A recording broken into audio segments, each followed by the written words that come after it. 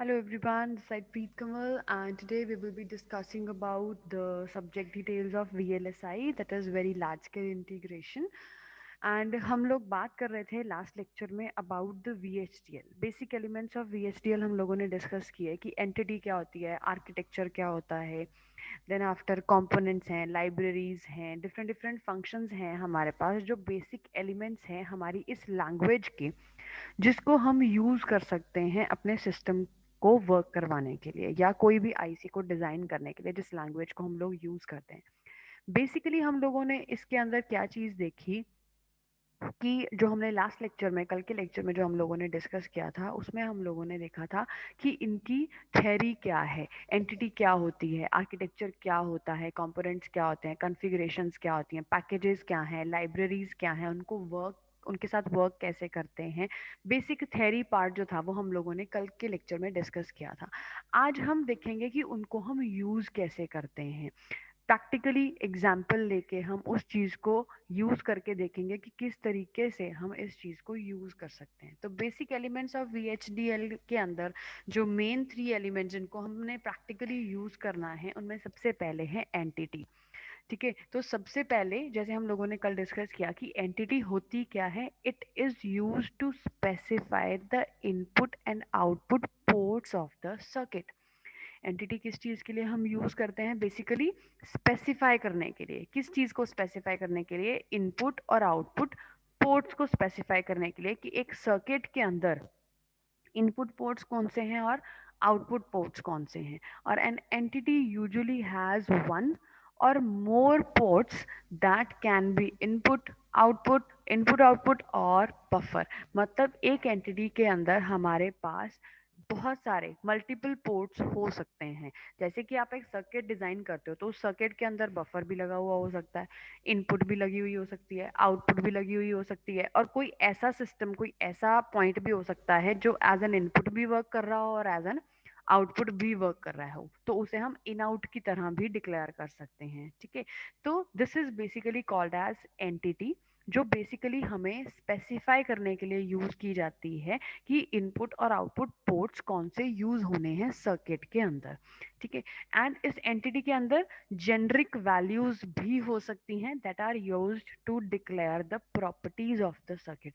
उस एक particular circuit की प्रॉपर्टीज को डिक्लेयर करने के लिए हम उसमें जेनरिक वैल्यूज भी यूज कर सकते हैं। It may include a set of generic values that are use to declare the properties of the circuit. तो प्रॉपर्टीज ऑफ द सर्किट जैसे हम लोगों ने कल डिस्कस किया था कि जेनरिक वैल्यूज में it can be said as your delay वगैरह, अगर आप लोग डालना चाहते हो प्रोपिगेशन डिले कितना है या कितना होना चाहिए, तो अगर या कितने टाइम के बाद वो आउटपुट जो है वो हमें प्रोड्यूस हो, तो उस चीज़ के लिए हम जेनरिक वैल्यूज को यूज कर सकते हैं। तो नेक्स्ट पॉइंट आ गया, मेन पॉइंट आ गया एंटिटी की डिक्लेरेशन। तो अब हम सिंप्लीफाइड सिंटेक्स के साथ इसकी डिक्लेरेशन देखेंगे जैसे कि हमने कल देखी थी। सबसे पहले लिखेंगे एंटिटी, फिर लिखेंगे एंटिटी का नाम इज एंटिटी, एंटिटी नेम जो भी आप उसका नाम देना चाहते हो, जो भी आप गेट बनाना चाहते हो या एडर बनाना चाहते हो या कोई सर्किट बनाना चाहते हो, whatever you want to design. ठीक है, उसके लिए आ जाएगा एंटिटी, एंटिटी का नाम इज, यहाँ पे ओट लिखा है, here it will be port. ठीक है, तो यहाँ पे आएगा पोर्ट ब्रैकेट स्टार्ट, पोर्ट 1 का नाम, फिर उसका मोड और उसकी डेटा टाइप, फिर पोर्ट 2 का नाम कॉलन मोड और डेटा टाइप। अब मोड का क्या मतलब है, इनपुट मोड है या आउटपुट मोड है या बफर है या इन आउट है या जो भी है। तो जितने भी आप पोर्ट्स यूज कर रहे हो, पोर्ट एन, उसका पोर्ट एन का नाम, जो भी आप उसका नाम देना चाहते हो, A B C whatever you want to give the name. ठीक है, जैसे आपने चलो एग्जाम्पल हम आगे लेंगे, पहले यहाँ पे देखिए पोर्ट 1 का नाम, पोर्ट 2 का नाम या so on up to port N, जितने भी आप पोर्ट्स यूज कर रहे हो, कॉलन्स लगाओगे, कॉलन के बाद यहाँ पे आएगा मोड और उसकी डेटा टाइप।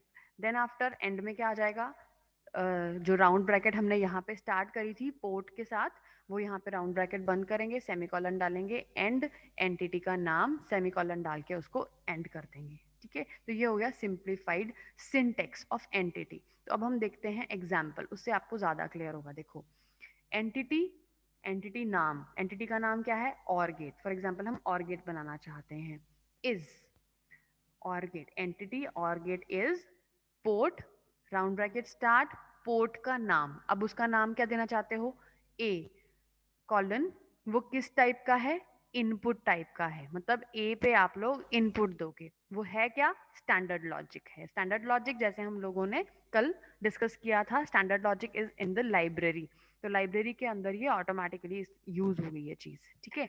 फिर आफ्टर उसके बाद क्या आ गया, B, B colon, B colon, B क्या है, पोर्ट का नाम, सेकंड पोर्ट का नाम, मतलब first port, first input port, second input port, फिर थर्ड कौन सा है, आउटपुट पोर्ट है, ठीक है। तो कैसे पता चला, ये ए है इन, ठीक है, ए इनपुट टाइप है स्टैंडर्ड लॉजिक में, बी इनपुट टाइप है स्टैंडर्ड लॉजिक में, सी आउटपुट टाइप है स्टैंडर्ड लॉजिक में। तो हमने क्या लिख दिया, पोर्ट 1 से लेके पोर्ट एन तक हमने 3 पोर्ट्स यूज करने थे, 2 इनपुट हैं एक आउटपुट है, उनकी मोड टाइप क्या है, डेटा टाइप क्या है, स्टैंडर्ड लॉजिक।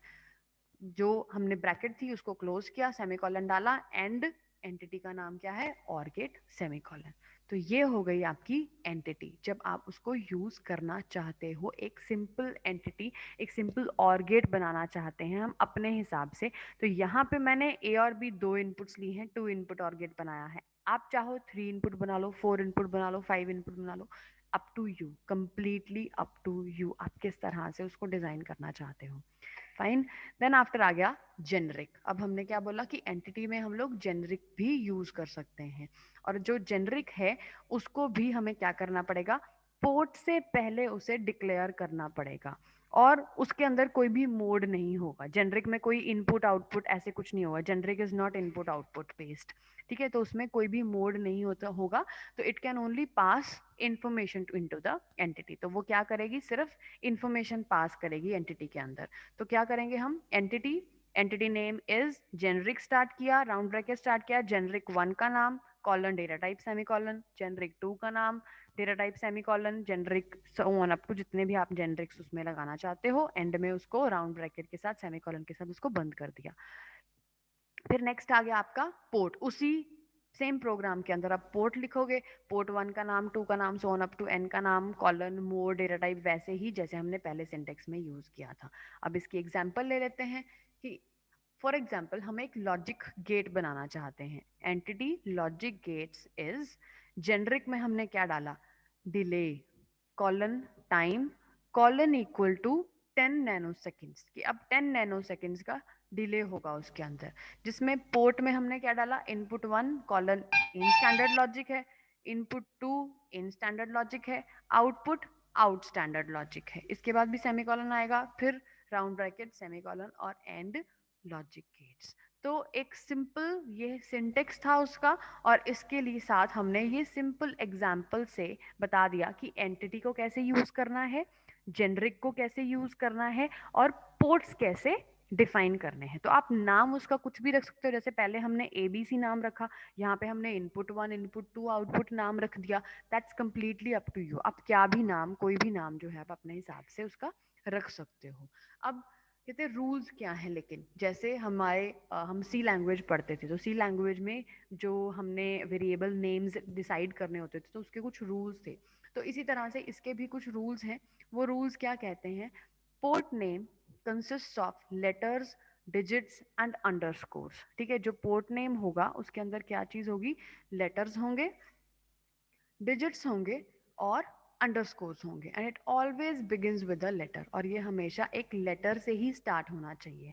तो उसमें लेटर्स हो सकते हैं, डिजिट्स हो सकते हैं और अंडरस्कोर हो सकते हैं, इसके अलावा और कुछ नहीं हो सकता। पोर्ट का नाम जो आपने लिखना है, ABC या कुछ भी जो भी आप लिखना चाहते हो, then it always begins with a letter, और हमेशा ये किससे स्टार्ट होना चाहिए, लेटर से स्टार्ट होना चाहिए। और जो पोर्ट नेम है वो केस इनसेंसिटिव है, दैट मीन्स कि आप अगर स्मॉल लेटर्स यूज कर रहे हो या कैपिटल लेटर्स यूज कर रहे हो तो वो कोई प्रॉब्लम नहीं है उसको। जैसे सी लैंग्वेज में देयर वाज अ प्रॉब्लम कि अगर आपने स्मॉल ए यूज किया है तो आपको थ्रू आउट स्मॉल ए ही यूज करना पड़ेगा, लेकिन इसमें ये केस इनसेंसिटिव है। अगर आपने इनपुट लिखा स्मॉल INPUT तो भी इट्स ओके, अगर आपने इनपुट लिखा कैपिटल INPUT, कहीं पे वैसे लिख दिया कहीं पे वैसे, कोई प्रॉब्लम नहीं है। लेकिन जो मोड्स हैं इसके, इन का मतलब है इनपुट पोर्ट, आउट का मतलब है आउटपुट पोर्ट, इन आउट का मतलब है बाई डायरेक्शनल पोर्ट है वो, और बफर का मतलब है बफर्ड आउटपुट पोर्ट है। क्लियर? देन आफ्टर आ गए हमारे पास आर्किटेक्चर। आई विश जो एंटिटी है वो क्लियर हो गई है आपको, बहुत सिंपल है, बहुत ईजी है। अब आर्किटेक्चर में वो क्या बोल रहे हैं, architecture is the actual description of the design which is used to describe how the circuit operates। ठीक है, तो आर्किटेक्चर हमें क्या बताता है कि सर्किट ऑपरेट कैसा करता है। तो उसके अंदर कॉन्करेंट स्टेटमेंट्स भी हो सकती हैं और सीक्वेंशियल स्टेटमेंट्स भी हो सकते हैं। जैसे मैंने बताया था आप लोगों को कि कॉन्करेंट स्टेटमेंट्स कौन सी होती हैं, जो रियल टाइम में एग्जीक्यूट करती हैं, और सीक्वेंशियल स्टेटमेंट्स कौन सी होती हैं, जो सीक्वेंस में ऑपरेट करती हैं, राइट। तो इसमें कोई भी स्टेटमेंट्स हो सकती हैं। तो आर्किटेक्चर का बेसिक काम क्या है, सर्किट को डिस्क्राइब करना। जिस सर्किट को आप यूज कर रहे हो, जिसके बारे में आपने एंटिटी में लिखा है, उसको डिस्क्राइब करना, वो वर्क कैसे करेगा। अब आपने तो लिख दिया इनपुट पोर्ट चाहिए, आउटपुट पोर्ट चाहिए, 2 इनपुट्स होनी चाहिए, एक आउटपुट होना चाहिए, इतना डिले होना चाहिए, ये सब कुछ तो बता दिया, लेकिन अब वो वर्क कैसे करेगा, हाउ। अगर आपने और गेट ही बना रहे हो या एंड गेट बना रहे हो, तो वो एंड गेट की तरह वर्क कब करेगा, वो आपका आर्किटेक्चर बताएगा। तो आर्किटेक्चर में आपने क्या लिखा, आर्किटेक्चर का नाम, of entity name is, begin किया उसको, ठीक है। ये सारे कीवर्ड्स हैं आपके, architecture is the keyword, architecture name आपने लिखना है, ऑफ इज, ये सारे कीवर्ड्स हैं, एंटिटी नेम आपने लिखना है, बिगिन इज द कीवर्ड, यहाँ पे क्या आएंगी, कॉन्करेंट स्टेटमेंट्स आएंगी, और एंड आर्किटेक्चर नेम से आप लोग उस चीज को एंड कर दोगे। ठीक है, अब इसकी एग्जाम्पल लेते हैं। Architecture synthesis of and gate, मान लो आप एंड गेट बनाना चाहते हो या आपने एंटिटी में एंड गेट के बारे में लिखा है, तो ये क्या बन जाएगा, architecture synthesis of and gate is begin C, जो ये एरो साइन है इक्वल टू, इसका मतलब है कि आप इस साइड पे इसको इस साइड पे भेज रहे हो। ये देख रहे हो इस सिंबल से इस तरह से कुछ लग रहा है ना, कि इस चीज को आप इधर भेज रहे हो सी साइड पे, राइट। तो सी लेस देन इक्वल टू बोल देते हैं हम इसको, लेकिन वैसे this is basically the output, कि जो सी है वो आउटपुट है, ठीक है। और एरो हेड, लेफ्ट एरो या कह सकते हो आप left arrow equal to A and capital में एंड बी। इसका मतलब कि आपका सर्किट, जो एंड गेट का सर्किट है, जो आपने पोर्ट में डिफाइन किया था, वो वर्क कैसे करेगा, C is equals to C, sorry, triangular bracket equal to A and B, फिर उसके बाद एंड सिंथेसिस, उस आर्किटेक्चर को आपने एंड कर देना है, राइट। देन आफ्टर आ गई आपकी कॉन्फ़िगरेशन। अब कॉन्फ़िगरेशन किस चीज को डिफाइन कर रही है, how the design hierarchy is linked together. Configuration क्या डिफाइन कर रही है, कि आपका जो डिजाइन हायरार्की है वो कैसे एक दूसरे के साथ लिंक कर रहा है। And it is also used to associate architecture with an entity। तो वो क्या करेगा, जैसे हमने कल भी डिस्कस किया था, कॉन्फ़िगरेशन की थ्योरी डिस्कस करी थी हमने, आज हम उसकी प्रैक्टिकल्स देख रहे हैं, राइट। तो कॉन्फ़िगरेशन क्या बोल रही है, कि वो क्या बताएगा, हाउ द डिजाइन हायरार्की, ये जो एंटिटी है, जो आर्किटेक्चर है, ये सारे आपस में कनेक्टेड कैसे हैं। कैसे पता चलेगा कि ये आर्किटेक्चर उसी एंटिटी का है, या ये एंटिटी उसी आर्किटेक्चर के लिए वर्क कर रही है, या वो आर्किटेक्चर उस एंटिटी के लिए काम करेगा। तो ये सब कुछ कौन बताएगा, कॉन्फ़िगरेशन बताएगी। तो कॉन्फ़िगरेशन में हम लोग कैसे करेंगे, कॉन्फ़िगरेशन, कॉन्फ़िगरेशन का नाम, ऑफ एंटिटी नेम, जिसके बारे में भी आप बात कर रहे हो, इज कॉन्फ़िगरेशन की डेक्लरेशंस, फॉर किसके लिए, for architecture name, for instant label, colon component name, use entity library name, dot entity name, bracket में आर्किटेक्चर नेम। तो क्या चीज होगी, कि यहाँ पे एंटिटी यूज होगी, लाइब्रेरी का नाम यूज होगा, डॉट एंटिटी का नाम होगा, ब्रैकेट में आर्किटेक्चर का नाम होगा। तो ये सारे आपस में कनेक्ट हो जाएंगे। Then end for, end for, end configuration, configuration name. तो इसका अगर हम मतलब कॉन्फ़िगरेशन का यहाँ पे एंड करेंगे कॉन्फ़िगरेशन नेम डाल के। तो इसकी एग्जांपल लेते हैं। देखो क्या किया, सबसे पहले क्या था, कॉन्फ़िगरेशन, कॉन्फ़िगरेशन नेम। तो कॉन्फ़िगरेशन, कॉन्फ़िगरेशन का नाम क्या है, demo config, demo underscore config, of even detector test bench. तो फॉर एग्जांपल जो एंटिटी का नाम है जिसके साथ आप वर्क कर रहे हो, वो है even detector test bench, is क्या चीज है, फॉर आर्किटेक्चर नेम। कौन सा आर्किटेक्चर है, टीबी अंडरस्कोर आर्की, ये उसका नाम लिखा है आर्किटेक्चर का। देन फॉर इंस्टेंट लेबल, अब कोई लेबल लगाया जिसके साथ आप वर्क करना चाहते हो, वो लेबल का नाम लिख दिया यूयूटी, कॉलन कंपोनेंट नेम, कॉलन, अब कंपोनेंट कौन सा यूज कर रहे हैं उसमें, इवन अंडरस्कोर डिटेक्टर, ये उसका कंपोनेंट है, ठीक है, इसके बारे में भी हम डिटेल में पढ़ेंगे। Then use entity, use entity वो हो गया तुम आपका keyword. Library name, library name क्या है, for example work. Dot, dot entity name, entity name क्या था, इवन डिटेक्टर, इवन डिटेक्टर।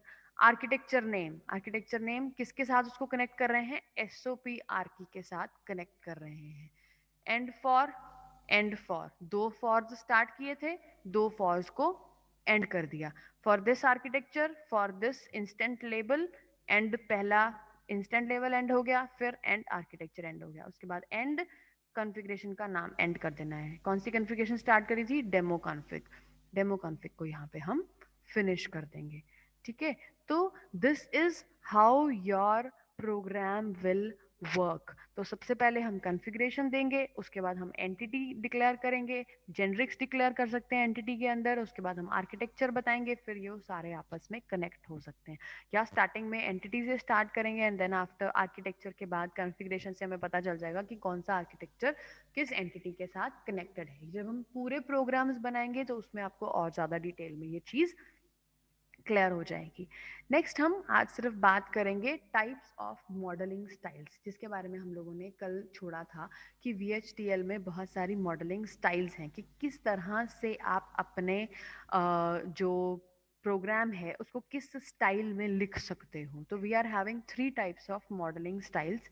सबसे पहले है डेटा फ्लो मॉडलिंग, जिसे हम बोलते हैं डिजाइन इक्वेशंस। तो डेटा फ्लो मॉडलिंग का मतलब है it can be described based on the Boolean expressions, उसके ऊपर बेस्ड इसको हम डिस्क्राइब कर सकते हैं। बुलियन एक्सप्रेशंस जैसे हमें पता है, जैसे हम डिजिटल में यूज करते हैं बुलियन लैंग्वेज, ठीक है, उसी तरह से हम इसको डिस्क्राइब कर सकते हैं और उसे हम बोलते हैं data flow modelling. It shows how the data flows from input to output and it works on concurrent execution. जो डेटा फ्लो मॉडलिंग है उसमें हम बुलियन एक्सप्रेशंस यूज करते हैं। बुलियन एक्सप्रेशंस जैसे कि हमने अभी किया ए एंड बी, ए और बी, इस तरह से ये सारे जो बुलियन एक्सप्रेशंस हैं, प्लस माइनस जैसे भी हम लोग यूज करते हैं, वो सारे बुलियन एक्सप्रेशंस के साथ हम लोग इसमें डील कर सकते हैं।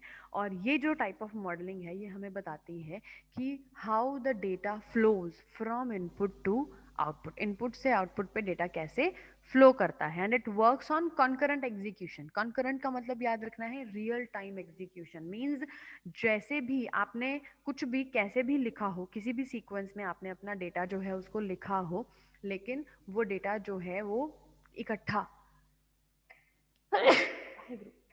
सॉरी, वो डेटा जो है वो आपका वो एक साथ साइमल्टेनियसली एग्जीक्यूट करेगा, that will be called as a concurrent execution. जो सेकेंड टाइप ऑफ मॉडलिंग है that is basically called as the behavioural modelling. Behavioural modelling वो बिहेवियर्स को एक्सप्लेन करती है। तो बिहेवियरल मॉडलिंग जो है वो सीक्वेंशियली एग्जीक्यूशन के लिए यूज करते हैं, sequential execution of the statements के लिए इसको हम यूज करते हैं। Then it shows that how the system performs according to the current statement.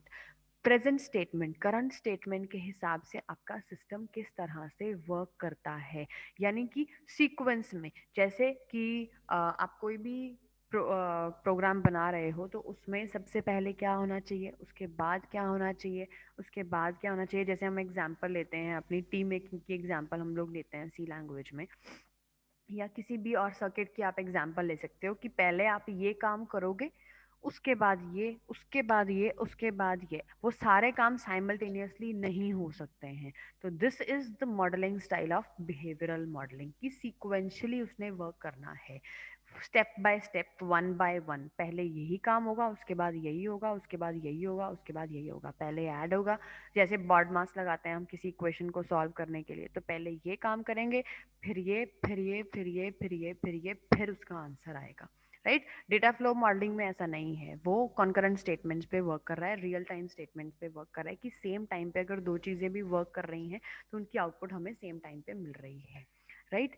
Then after is your behavioural modelling, उसमें प्रोसेस स्टेटमेंट्स हो सकती हैं, सीक्वेंशियल स्टेटमेंट्स हो सकती हैं, सिग्नल असाइनमेंट स्टेटमेंट्स हो सकती हैं, वेट स्टेटमेंट्स हो सकती हैं. Any statements can be there in the behavioural modelling, right.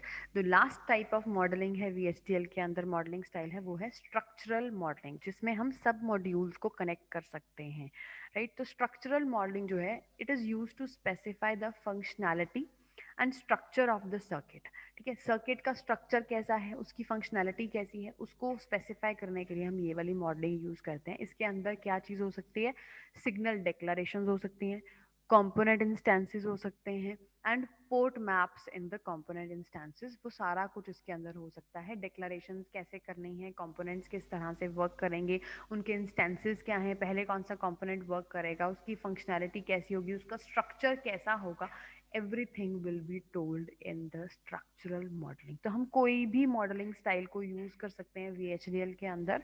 Generally हम डेटा फ्लो या बिहेवियरल मॉडलिंग जो है उनको प्रेफर करते हैं, डिपेंडिंग अपॉन कौन सा सर्किट आप यूज कर रहे हो. आप उनको मिक्स भी कर सकते हैं, बिहेवियर और डिजाइन इक्वेशंस को इस तरह से भी वर्क कर सकते हैं हम इसके साथ, right. So this was all about today's lecture. I wish it is all clear to you, that how your examples are clear to you all, कि entity क्या है, कैसे उसको use करना है, उसका syntax क्या है, उसकी example क्या है, कैसे हम उसको अपने program के अंदर use कर सकते हैं. I wish it is all clear to you. If still there will be doubts, we will be taking them in the live sessions. Till then, take care and bye bye.